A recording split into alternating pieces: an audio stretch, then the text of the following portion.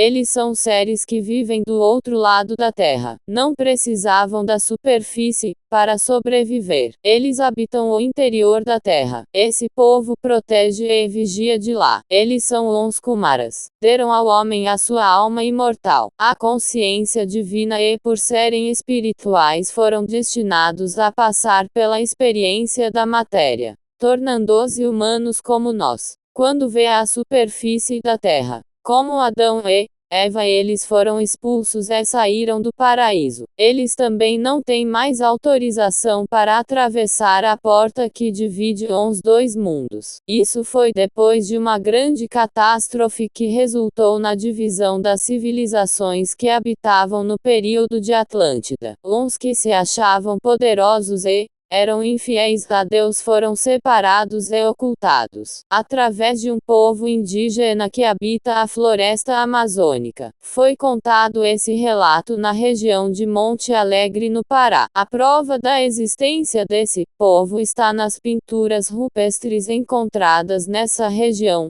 quando habitada por antigas civilizações que deixaram suas marcas ao retratar o seu cotidiano naquela época. Apesar da semelhança com os humanos, eles tinham 3 dedos compridos da mão e o formato do crânio era bem alongado e pareciam gigantes, da altura de 2 a 3 metros. Essa história foi contada por um cacique Zamã que, através de um transe, ele teve a revelação desse povo protetor da terra, como o povo indígena. Um dia nessa tribo um grupo liderado por guerreiros indígenas saíram para uma expedição, com a intenção de caçar e explorar além da aldeia. Caminharam por longo tempo pela floresta até que um dos integrantes se surpreendeu ao cair e se deparar com uma entrada de uma caverna entre as rochas. Levanta-se e pergunta se os outros estavam vendo aquela abertura estranha. Eles só enxergavam a parede de pedra coberta pela vegetação densa da floresta. Imediatamente arrancaram a vegetação e entraram por essa fenda nunca vista anteriormente. No início, ainda se via luz, mas logo o escuro se fez presente. Mas como o povo indígena já havia desenvolvido suas sabedorias, fizeram fogo e, com uma espécie de resina de uma árvore, fizeram uma pequena tocha com um pedaço de um galho encontrado na trilha escura. Andaram por horas e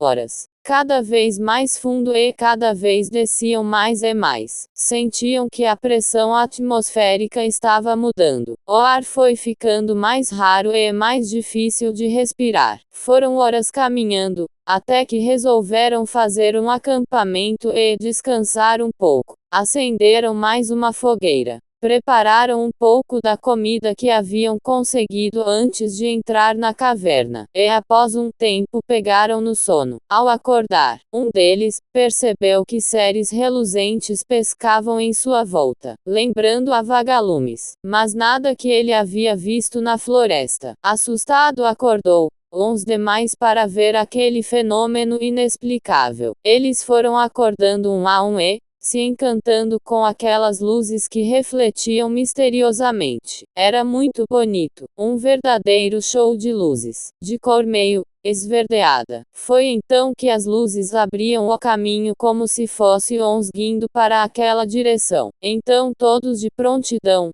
foram seguindo aquela claridade. Apesar do mistério, eles começavam a ficar preocupados com a longa distância percorrida e a falta de água, era o que mais incomodava o grupo. Até que perceberam que uns seres luminosos pararam de voar e pousaram-se próximo ao chão, iluminando um rio que por ali passava. Uma água límpida e transparente estava ali na frente deles. Eles ficaram muito felizes, porque agora tinham água para beber e continuar a desbravar aquele lugar intrigante. Este rio corria beirando o caminho que eles bravamente continuavam a querer percorrer. Alguns se questionavam onde aquele lugar iria dar e o que era aqueles seres reluzentes. Mais um dia se passou e eles tiveram mais uma vez precisavam montar acampamento e descansar. Antes de prosseguir, já não sabiam mais quantos dias haviam percorrido naquela caverna. A noção de tempo já não era tão certa. Seus pensamentos eram confusos e até os sentimentos já estavam prejudicados.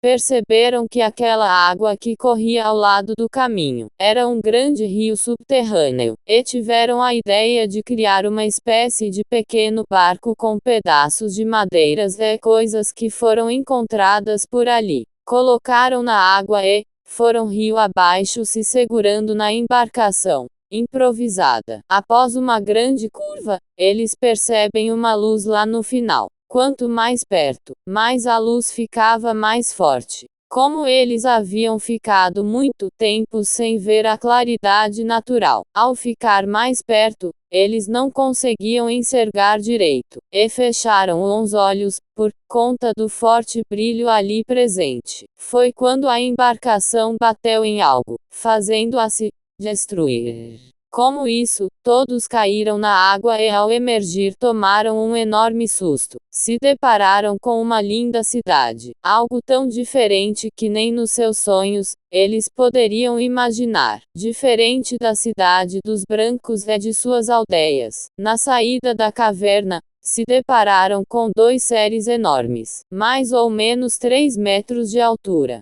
Pareciam muito familiares, inclusive como nós seres humanos. Apenas o que distingue a sua altura, sua cabeça, que era maior que a nossa e a mão, com apenas 3 dedos. Tinha um olhar sereno e tranquilo. A primeira reação dos índios foi de medo e procuraram se proteger. Os guerreiros do grupo se colocaram à frente apreensivos com aquelas criaturas enormes. Um desses seres se aproximou do grupo, olhou e começou a se comunicar telepaticamente. Começou a contar que aquela civilização estava ali há muitos anos, antes mesmo de todos os povos que habitavam a Terra. Eles eram os guardiões da Terra. Conheciam todos os segredos e os mistérios deixados por antigos extraterrestres que visitaram o planeta no passado. Para eles, era muito importante a preservação da natureza e das espécies de animais que vivem na superfície desse planeta.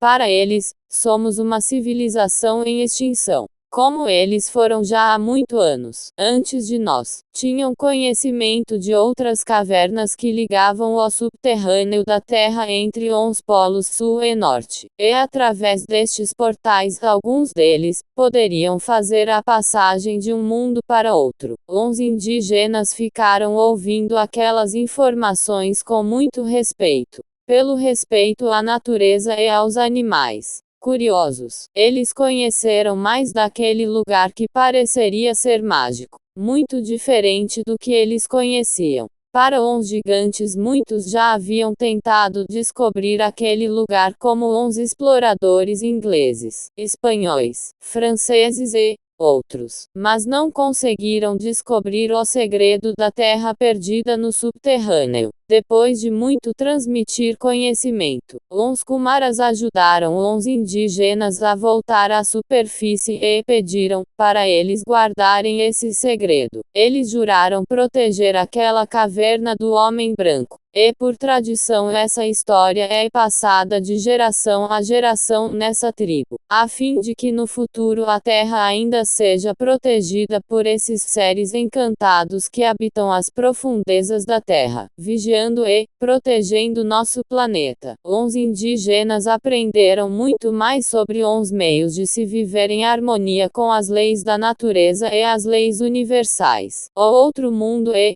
um mundo essencialmente espiritual, onde moram outras espécies, uma variada gama de seres sutis de puro espírito, vivendo em uma sociedade mais avançada e evoluída que a nossa. Esse é um grande mistério cheio de enigmas obscuros que serão revelados ainda para a nossa humanidade aos poucos. Continua.